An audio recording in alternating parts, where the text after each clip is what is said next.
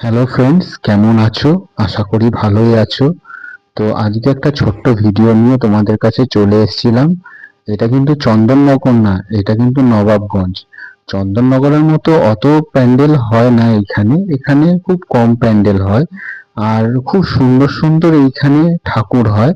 জগদ্ধাত্রী যেরকম হয় বড় চন্দননগরে, ওই রকমই এখানে জগদ্ধাত্রীও সেরকম বড় বড়ই প্যান্ডেল হয়। আর জগদ্ধাত্রীর মুখ এত সুন্দর দেখতে লাগে যে ভাবার বাইরে।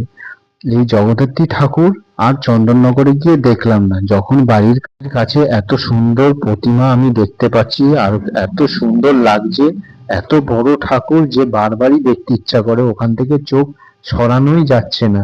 তো ফ্রেন্ডস, তোমাদেরও বলি, চন্দননগরে তো যাই, একবার নবাবগঞ্জে গিয়ে দেখে এসো ঠাকুর। আশা করি ভাল লাগবে তোমাদের। আমিও দেখে আসলাম, আমিও এনজয় করে আসলাম, তাই তোমাদেরকে বলতে পারছি, না হলে বলতে পারতাম না।